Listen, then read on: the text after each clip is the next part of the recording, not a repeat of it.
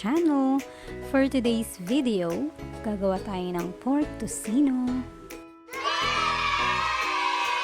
At kung interesado ka sa recipe na to, please keep on watching. Tara na, samahan niyo ako. So first, prepare muna natin. Kailangan natin ng bawang. So, pipit-pitin lang natin yung bawang at babalatan.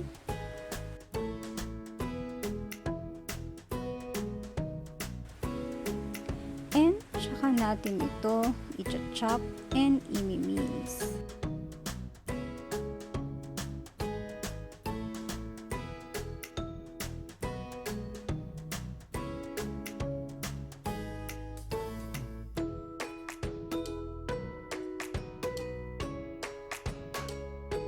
So, after nating mag-chop ng bawang, kuha lang tayo ng mixing bowl. Or in my case, ang ginamit ko ay kaserola na pinaglutuan ko na ng Annatto Oil. So, kung gusto nyong malaman kung paano magluto ng Annatto Oil, ilalagay ko sa description sa baba yung link or click nyo yung suggested video sa taas. So, ilagay na natin yung pork tocino cut. Pero hindi pa ito naka-cut into serving pieces. So, pwede nyo na itong i-cut into serving pieces bago nyo pa ito i-marinate. So, ito ay kalahating kilo ng pork.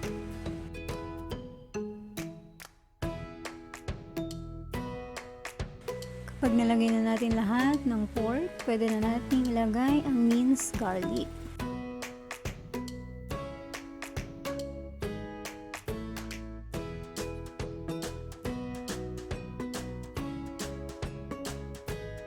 Pwede na rin natin ilagay yung 1/4 tablespoon ground black pepper.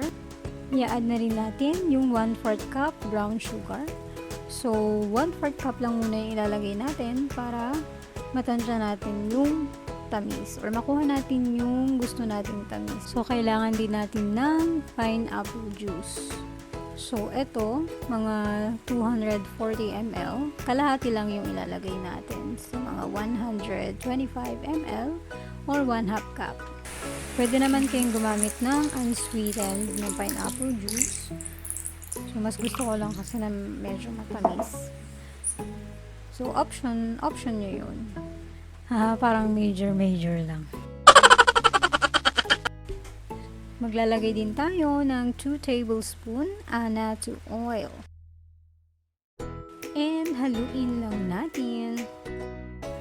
Pwede rin pala kayong gumamit ng meat tenderizer para mas maging malambot yung tocino bago nyo ito i-marinate. However, option lang yun. Since meron naman tayong pineapple juice, meron naman itong mga enzymes, so nakakatulong ito na mag-tenderize ng meat or ng pork. And at the same time, meron din itong honey na nakaka-help din mag-tenderize ng meat. I don't recommend na gumamit kayo ng red food color kasi 'di ba, alam naman natin kung saan kinukuha yung red na food coloring. So, mas healthy kung gagamit na lang tayo ng Annatto Oil or ketchup. So, maglalagay na tayo ng another 1/4 cup brown sugar. And ihalo lang ulit natin.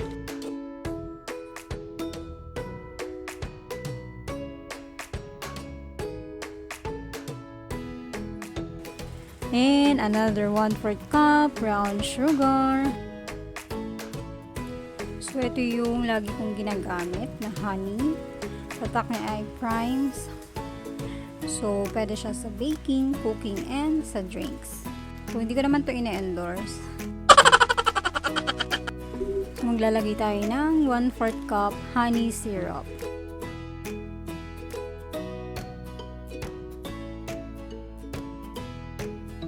And i-mix lang ulit natin. So, huwag tayong magsawang maghalo.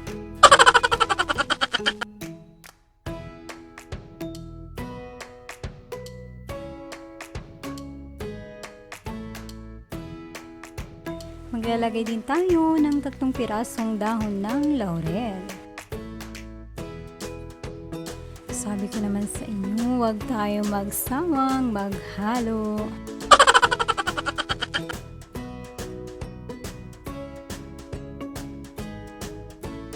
Ayan, so maglalagay ulit tayo ng 1/4 cup brown sugar.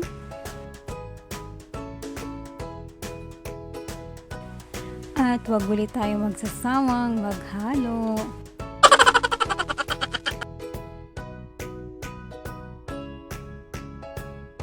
Ayan, so maglalagay lang tayo hanggang sa makuha natin yung desired na sweetness.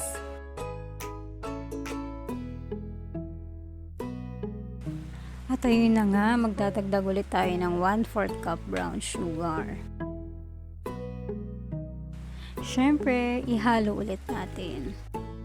So nabilang nyo ba kung nakailan tayong brown sugar?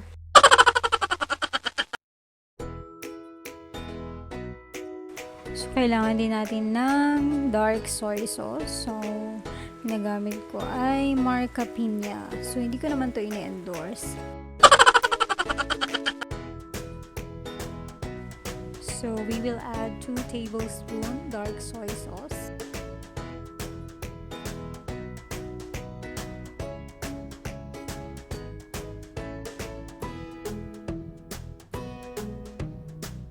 At yun na nga, ihalo ulit natin.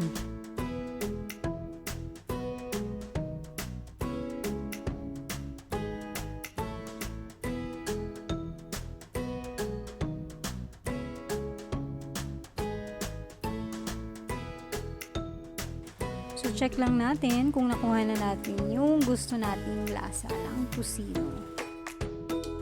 So, parang may kulang pa. So, maglalagay din tayo ng banana ketchup. So, meron ako ditong Papa Banana Ketchup. So, hindi ko rin to ina-endorse. Pwede naman kayong gumamit ng ibang brand. Pinapakita ko lang kung ano yung mga usually ginagamit ko na brand. So, 1 tablespoon banana ketchup muna yung ilalagay ko. So, later, let's see kung we still need to add more ketchup. Haluin lang muna natin.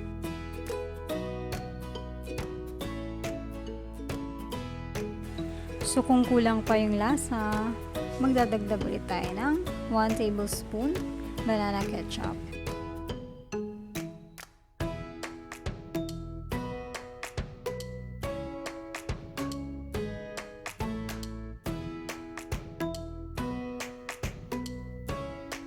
And ihalo lang ulit natin. Huwag kang magsasawa. Kung may tiyaga, may nilaga. Kaso lang, tocino pala to. So kung okay na yung ating pork tocino or ating pork tocino marinade, kuha lang tayo ng ziplock. Or kung wala kayong ziplock, pwede kayong gumamit ng container with lid. Lalagay lang natin yung pork tocino marinade dito sa ziplock. So, inuna ko munang ilagay yung meat or yung pork tocino. Later on, i-add din natin yung marinade sauce para hindi lang ito messy.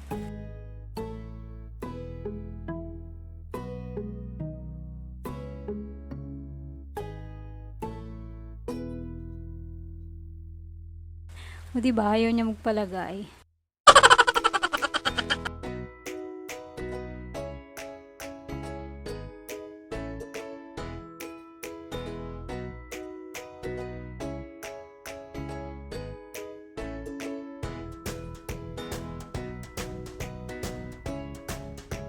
Ang ganda ng kulay, diba guys? So, no need ng food coloring. So, Annatto Oil lang. And ketchup.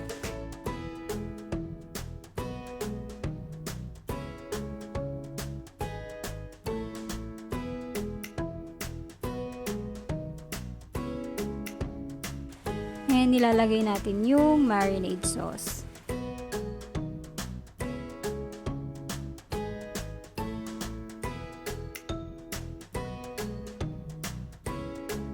Tanggalin lang natin yung hangin and saka natin ito i-lock.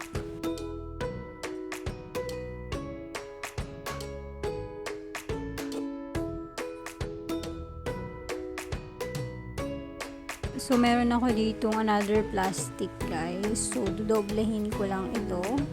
Just to make sure na if ever man na mag-spill or mabutas yung ziplock, meron itong pansalo.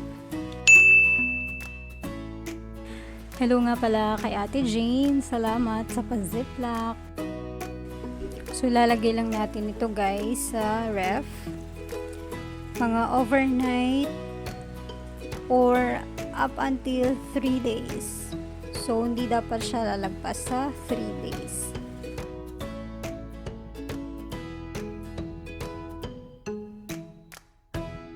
Hi guys! So, ayun na nga. Pangatlong araw na nito ang ating Pork Tocino marinade. So, lulutuin na natin. Nagpainit na ako dito ng mantika sa ating frying pan.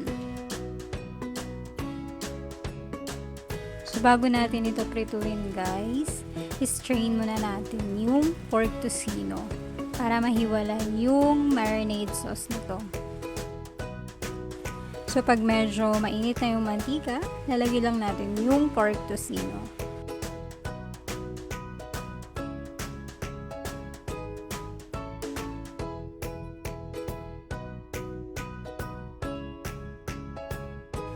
Aantayin lang natin na mag-caramelize yung pork tocino.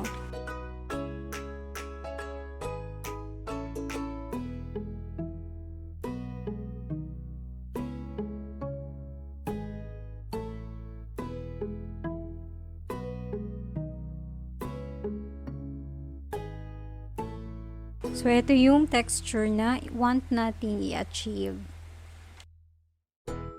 So, kapag ganito na yung texture, guys, pwede na ito actually. So, tanggalin na natin sa frying pan. Baka kasi ang tendency nito, pag niluto pa natin, pwede na itong masunog.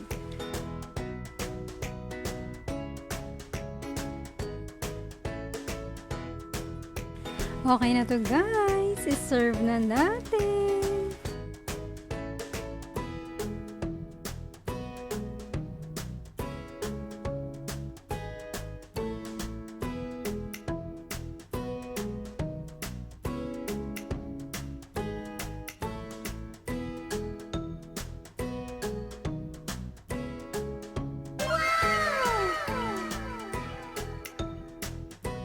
O diba guys, meron na tayong homemade pork tocino. Madali lang gawin, diba?